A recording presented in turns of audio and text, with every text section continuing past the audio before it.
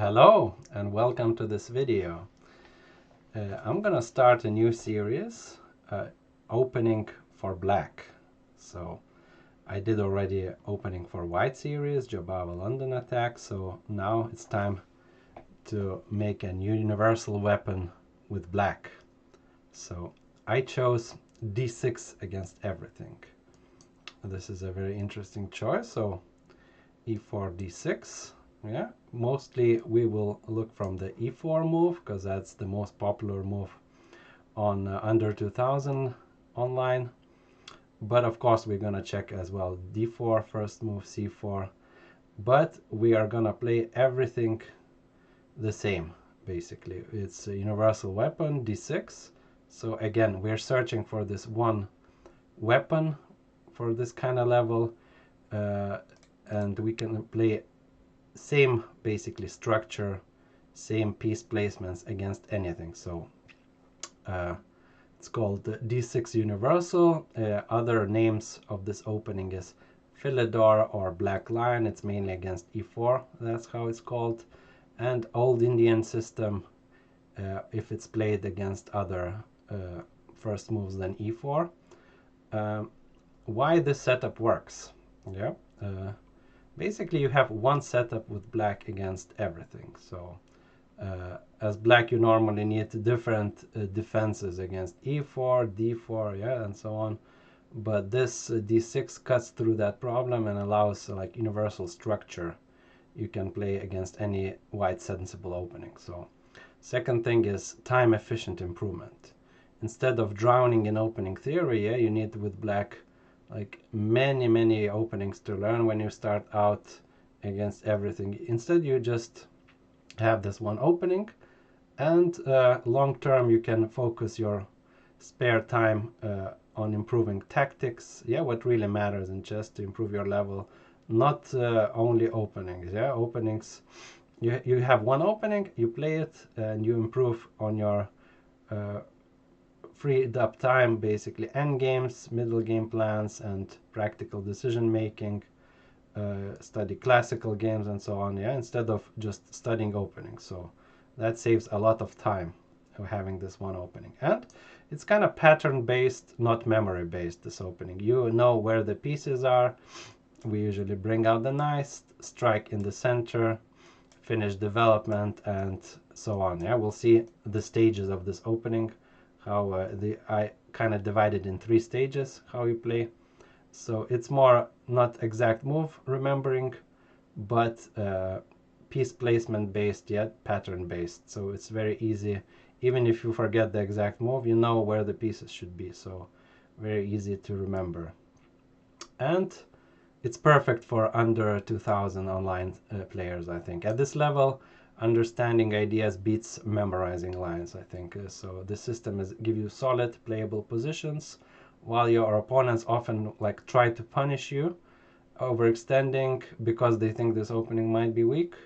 So of course I won't deny it, higher levels like from 2000 FIDE, yeah, and let's not mix up 2000 online. 2000 FIDE is like it would be 300-400 points higher than online, and candidate master, FIDE master level, of course already opponents will know how to gain advantage against this. But then you can switch actually to some other systems which require more memory, like King's Indian or Modern. Yeah, you can also play like King's Indian is also a universal weapon, except against e4 you might choose, for example, a Modern. Yeah, so yeah, at higher levels, I won't deny, yeah, white gains advantage, but under 2000, and my students play this, they have very good results, and they save so much time. Like they have one opening for black, and they are done with it, yeah, until they reach higher levels. It's perfect system for them. So I highly recommend.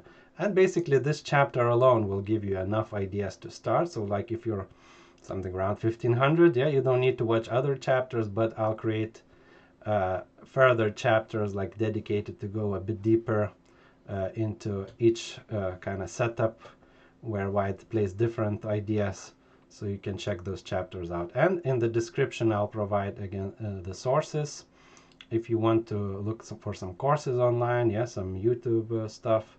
So okay, enough of this philosophical long intro. Let's start with the moves. Yeah, so of course main chunk of this chapter will be dedicated to e4 move. As I mentioned, it's the most popular one, but of course we'll check what to do against other moves. d6. So we always start with d6 first move.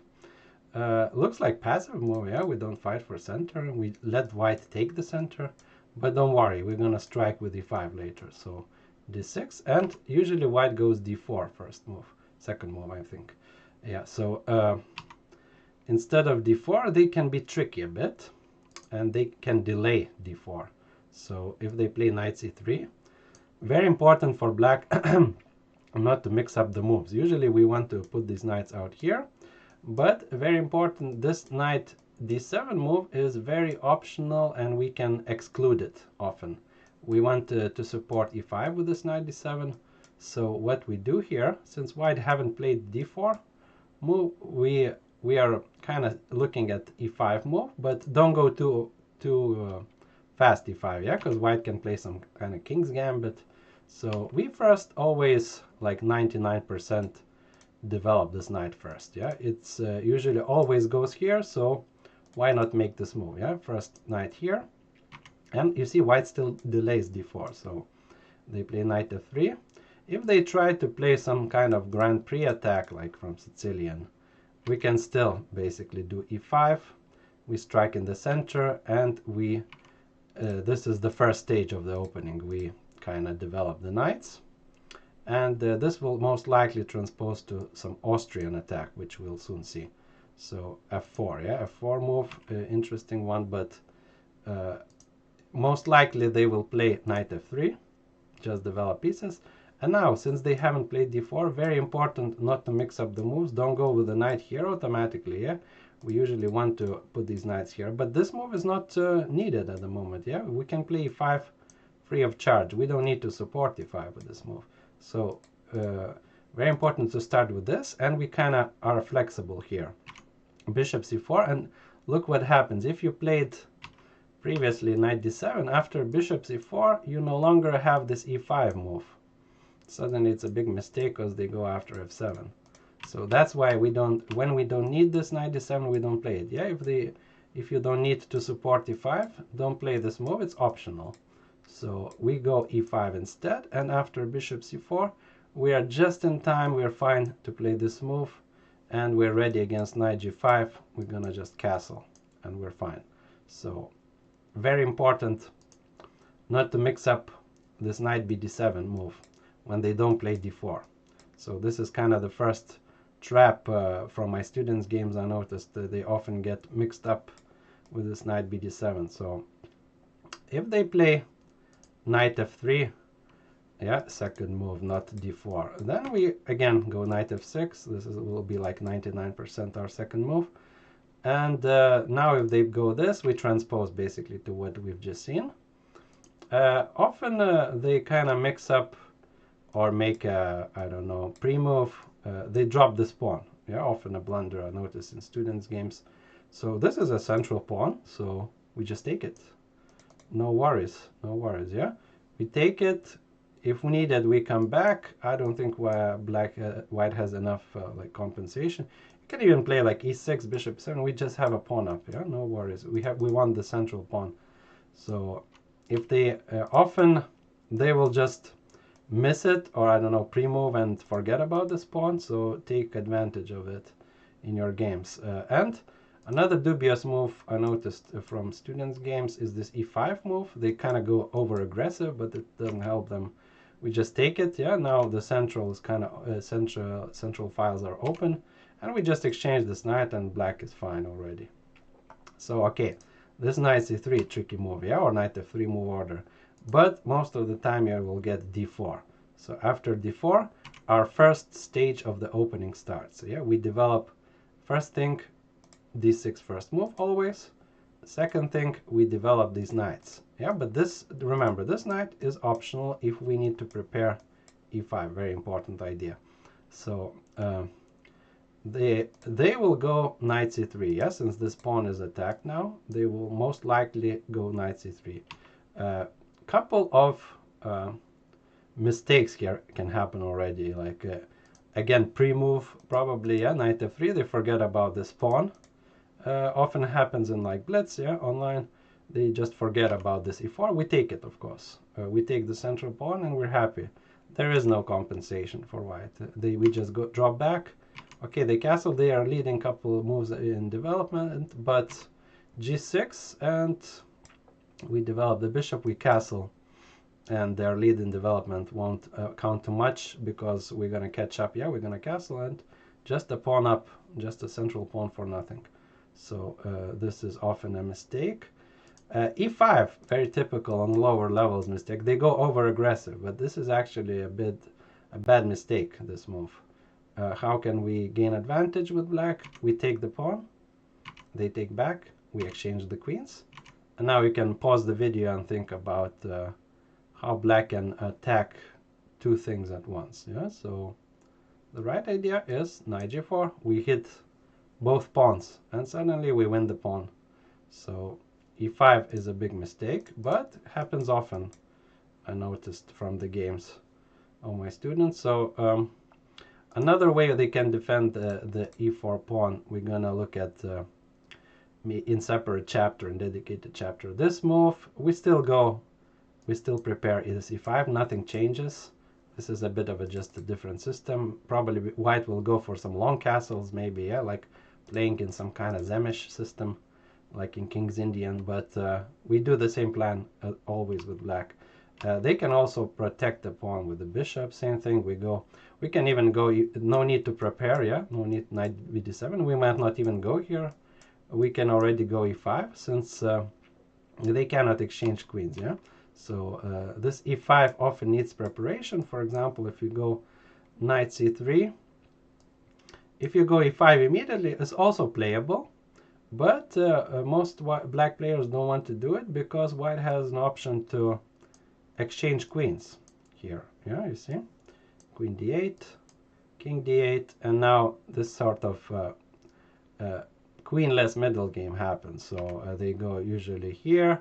There are some moves like we're gonna look at this in dedicated chapter, this idea. This is kind of like Philidor play, and we get these double pawns with black. Like if white knows very precise moves, they gain advantage, but like in practice this is perfect system for club players. And you see the arrows. What we do, we put the king safely on e7 and we expand on the queen side. So we're gonna look at this more in a dedicated chapter, but it's a thing you can play, yeah. But most of all, we want to first stage complete, yeah. We want to put these knights here and prepare e5. So preparing e5, and now the main move is knight f3, but we're gonna look first at Austrian attack. This is a very dangerous system.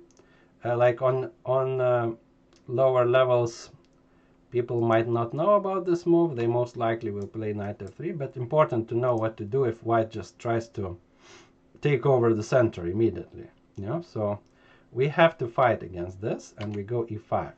So we have to fight for the center. That's why we went here knight bd7, because automatic next move will be e5 to support it. And here white mostly plays knight f3. If they take this pawn, they go to this sort of endgame, which is fine for black. You see the arrows. We want to hide this king on c7.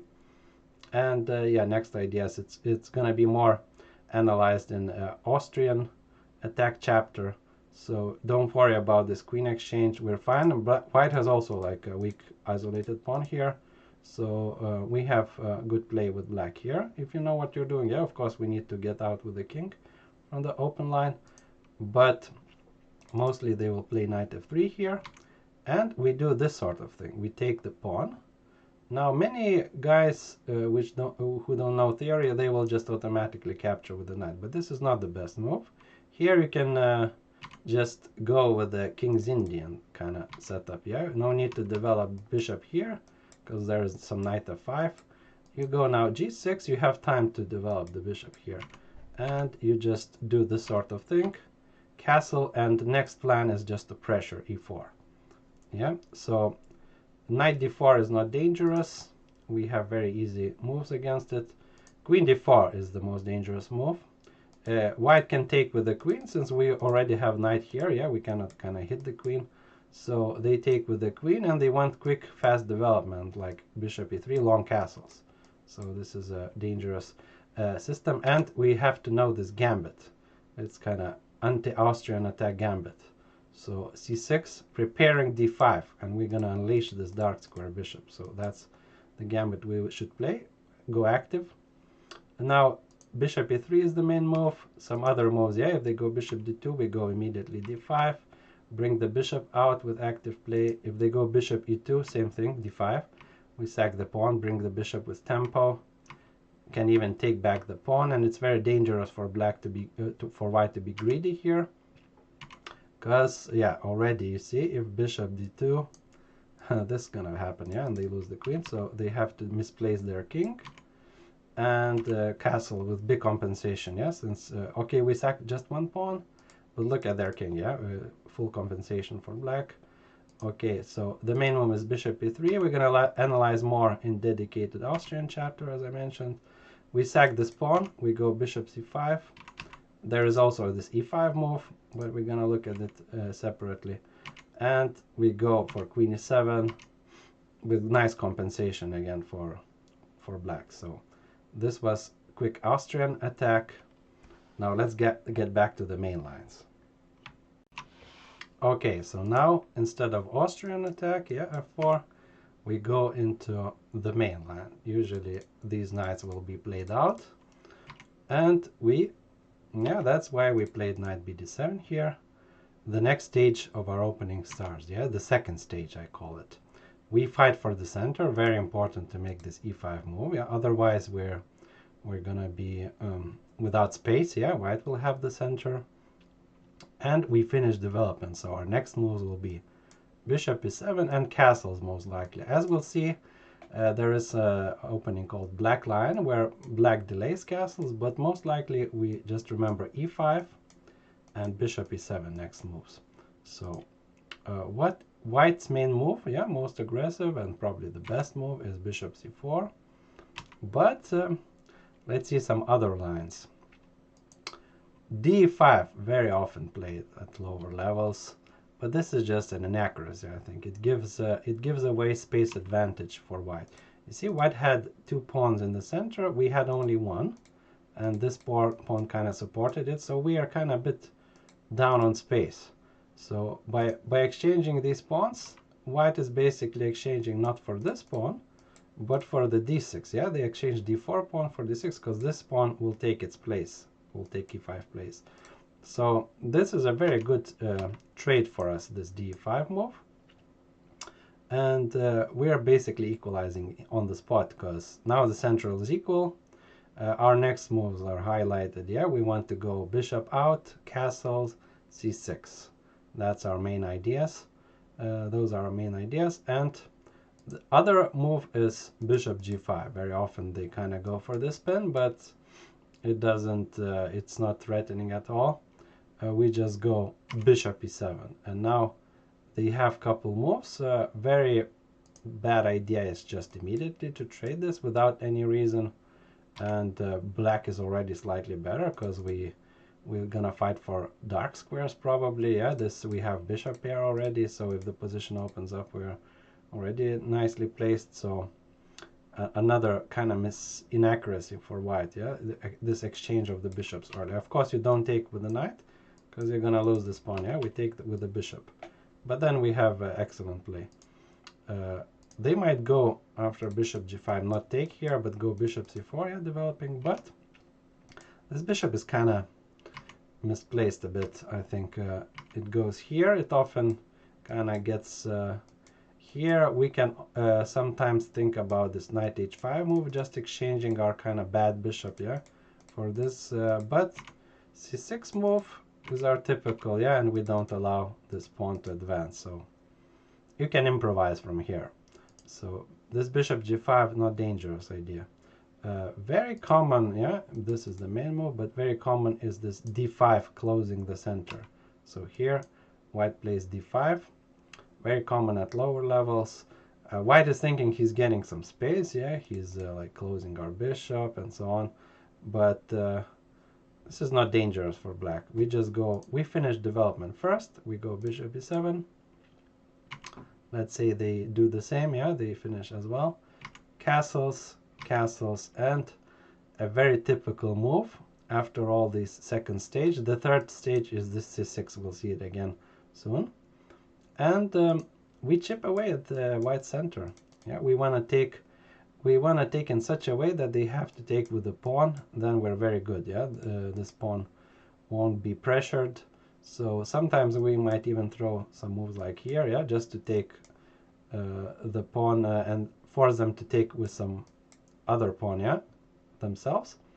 And let me show you a typical trap which can happen often when this bishop is here. We need to calculate each time this happens, but sometimes we have this trick, knight d5. Sometimes it doesn't work if the king is still on e8, yeah, because after knight takes they have this knight c7 check, and we suddenly lose the rook. So be careful about making such a trick.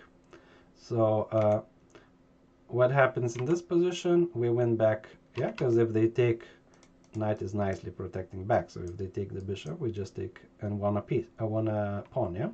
So if they usually they take with the knight here, we take the piece back. Okay, they win this pawn, but it's a messy game, yeah. We are also threatening here at the moment, so it's a nice, interesting game from here, yeah. So remember about this trick.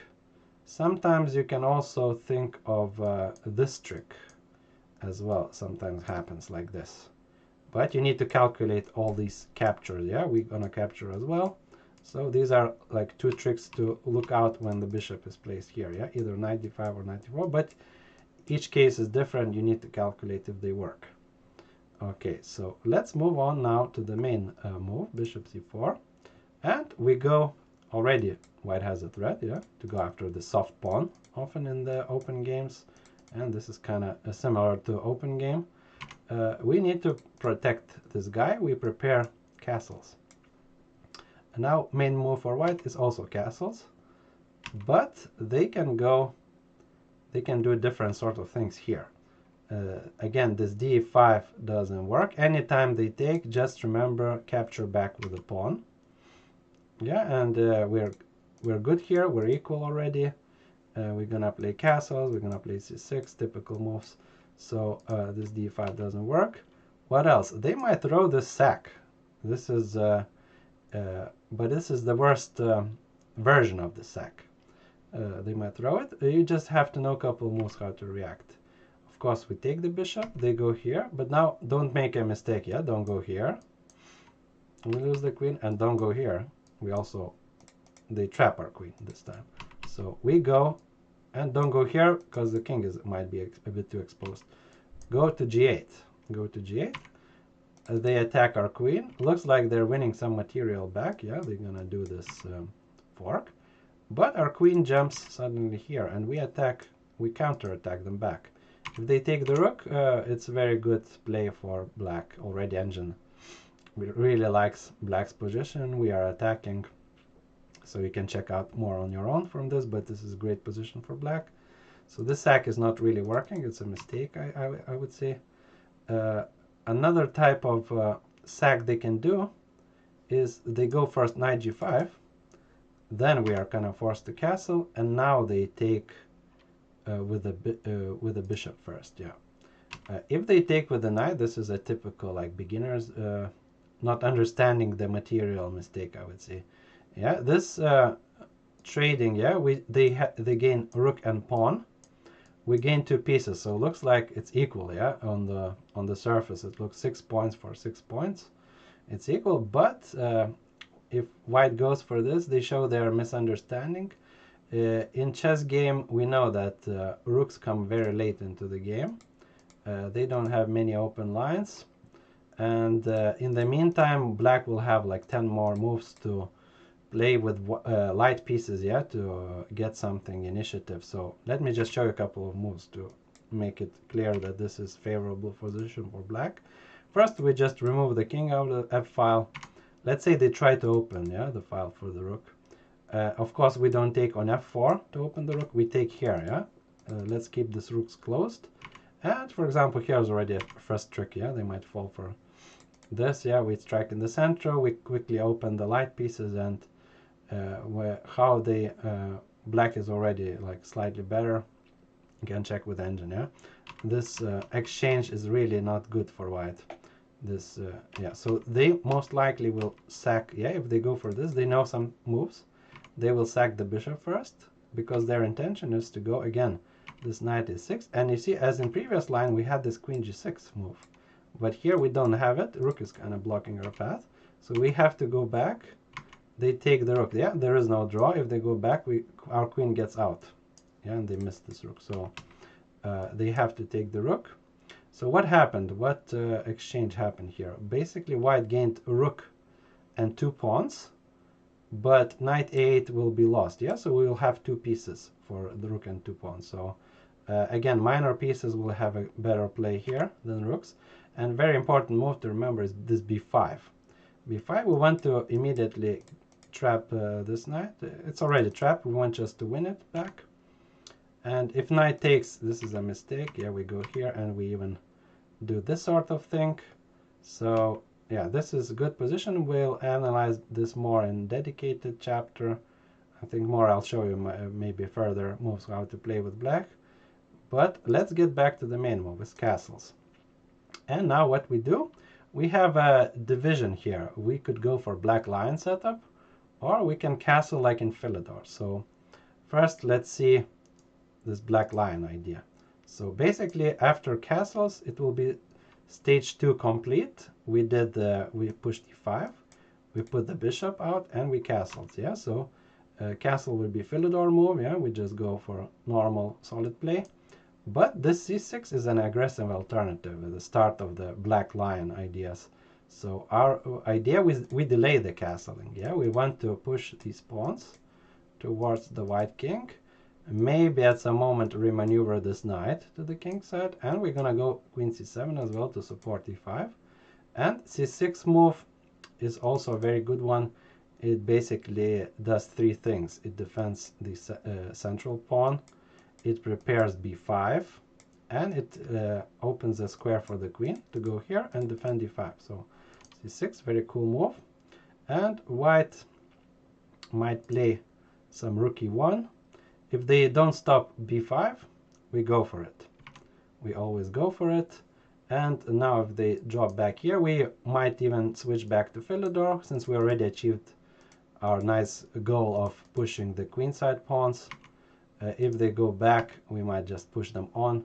Yep, I would just castle probably with black. No need now to risk the attack. We already gained so much, yeah, by expanding on the queenside, so they have to stop, yeah. Good players will know this. With white, they have to stop this b5.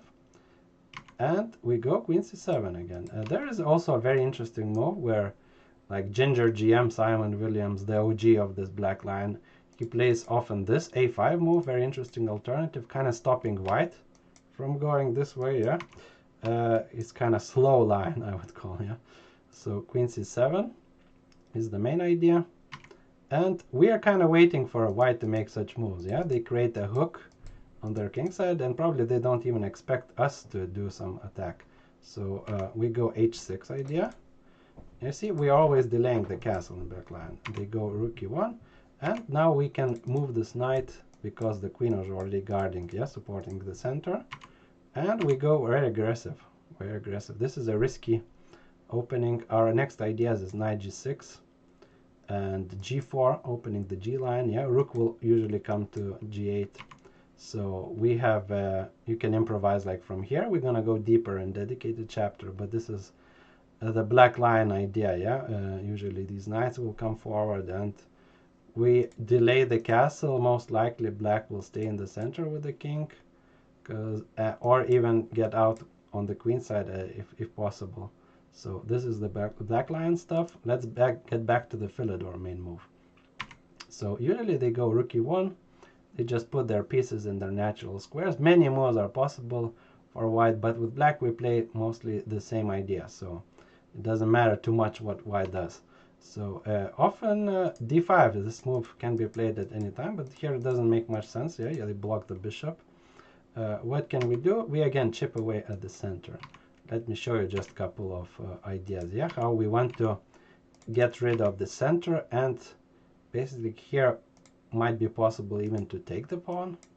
Interesting move, but the general idea is just to capture on d5, so they are forced to capture with the pawn, and here black already is a bit favorable. Yeah, we get this annoying pin and so on. So this d5 doesn't logically make sense when they already bring the bishop out here. Yeah, usually if they want to play it, they play it like without bishop c4. So rook e1, c6. Yeah, so now c6 move is our third stage of the opening. Yeah, first stage was bringing the knights out. Second stage was pushing e5 and bishop here and castling. And third stage is the c6 move and related plans with the c6 move. So yeah, as I mentioned, it guards some squares. It prepares b5. It frees up the square for the queen to come here. And yeah, for this knight later to move out somewhere. And again, we are threatening here b5. So a4 has to be played. Yeah, good players will know this. They're gonna stop your b5. If they don't stop it, again, we get excellent play. Bishop b3, a5, we just expand, put the queen here, put the bishop on b7 to protect the rook. Then we might even push b4 and so on. So a4, you see how you can already, like with such a solid opening, you can gain advantage. If they not advantage, but very easy play. Yeah, maybe there is advantage here after b5 because they allow white allows black to expand. So a4, white has to know this idea. Yeah, on lower levels they might not even stop your b5. So, and we go queen c7 again. A very interesting move is a5 to stop, to fix this pawn, stop their a5 themselves. You can we'll investigate this move further in dedicated chapter. Queen c7 is our typical idea, and they play this h3 often. Now we play h6 ourselves, yeah, not because we want to attack, but because we want to put this rook here. If we put it immediately here, we always have to watch out for this knight move. So that's why we play h6 first. And what do? They can, white can play in some couple different ways, but let's say they go b3, we bring the rook out. And you see why we played queen here. We want to additionally defend d5, so this knight can now move. This knight moves usually to this location, remaneuvers to the king side. And another plan, yeah, this is the one plan. And another good plan for black to know is this rook b8, preparing slowly b5. Yeah, since they stopped us, we're gonna still prepare this. If they push this pawn, we can immediately go b5. Yeah, no worries. And we're gonna expand still. So other move against h6 could be like bishop not developing through here, but on e3. And we still go for the same plan. Yeah, so at the end with this c6 we have two plans. Yeah, put the queen here and defend this, and knight goes to a better location, remaneuvers to the king side. And another plan, very important, that's all you basically need to know to start playing this opening, is this plan, yeah, in the middle game, to push b5. So okay, now let's quickly look at how to play not against e4 but other first moves. Yeah, will our setup change? Actually no, we're gonna do all the same things. So now let's look at other moves than e4. Yeah, how do we play against those? Let's say d4. Yeah, we still go for our setup. We go first move d6. Yeah, often many players on lower levels will just transpose back, yeah, to what we play. We know this. So, but if they want to keep this d4 move, yeah, and what they play, they might go c4. So let's see some c4 lines how we play. We go knight f6 again, yeah. It's 99% our second move. You could investigate this e5 move again, yeah, like we've seen in Philidor. If you like queen exchanges, yeah, if you like playing endgames, This most likely will go to some sort of queenless middle game and closer to endgame. But knight f6, yeah, maybe we don't want queen exchange, yeah, so we're gonna prepare this e5 anyway. And white plays usually here.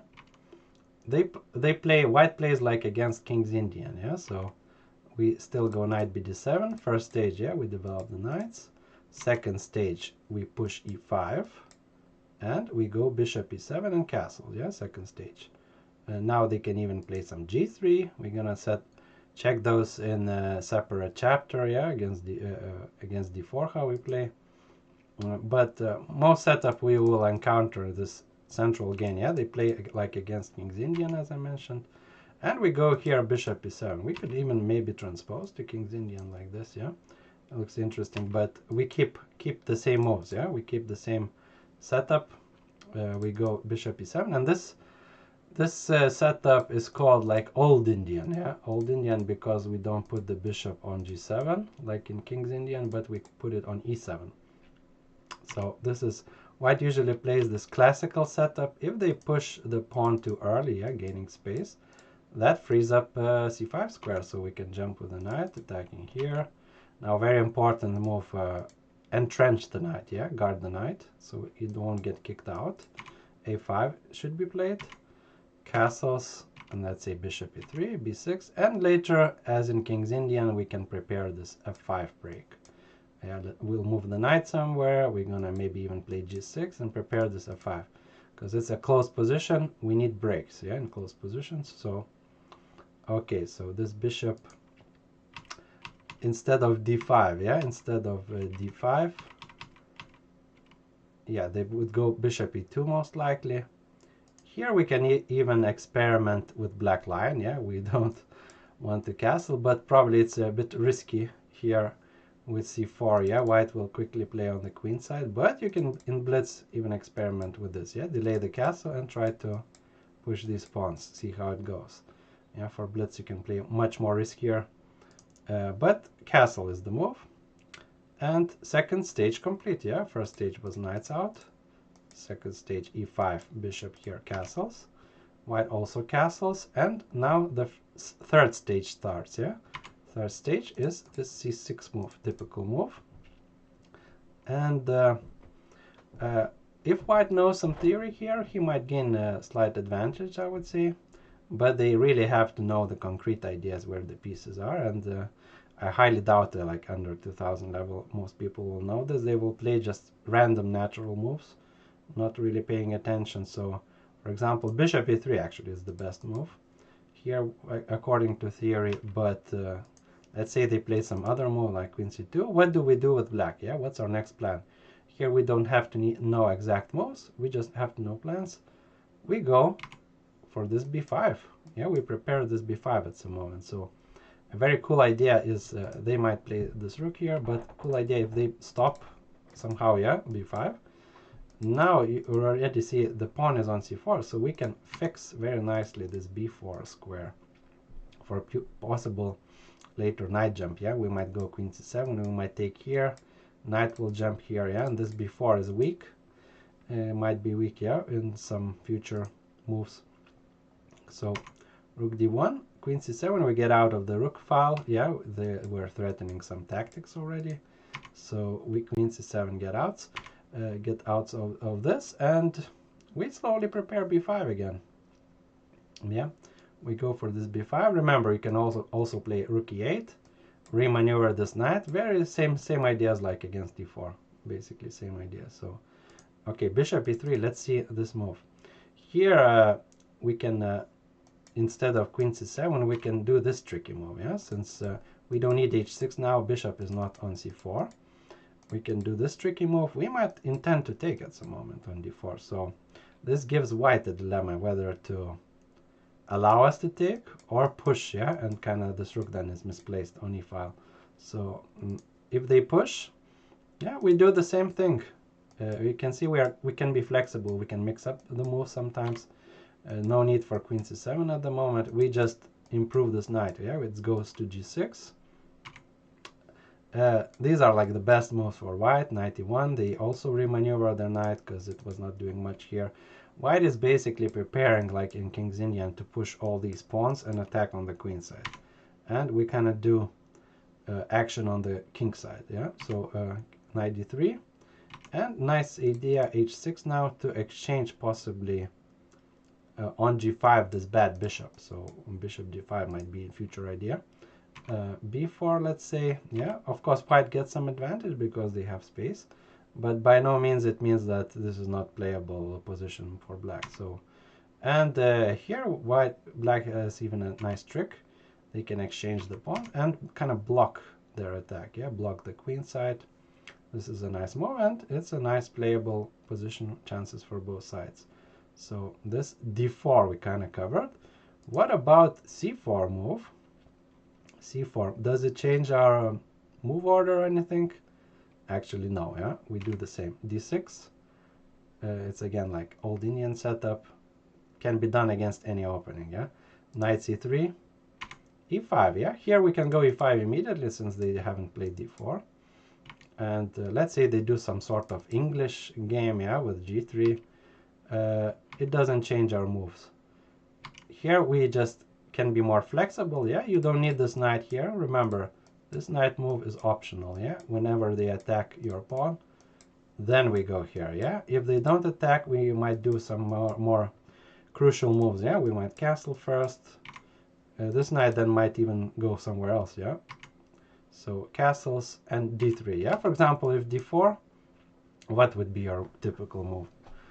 Pause the video and tell me, yeah. Of course, now they attack our center. We don't want to take it, yeah. We don't want to take it and give them the center. We protect our center, and our next moves will be c6, queen c7, and so on. So here we go, knight bd7, yeah. They play d3, yeah, typical English style move. They want to probably do this sort of thing, yeah, push some pawns. So c6 is a nice move, yeah, with typical for our setup. This c6 always good. We might even expand in future, yeah. Let's say this. And now this knight is not clear where it's going, so let's put it here. We might even think about d5 next move, yeah, because now we protected the pawn. So, for example, rook d1 and d5. Suddenly it's a very nice counter-attacking game. And we counter first in the center, yeah, before they push some queenside. So that's how you can play against English, yeah. You can improvise.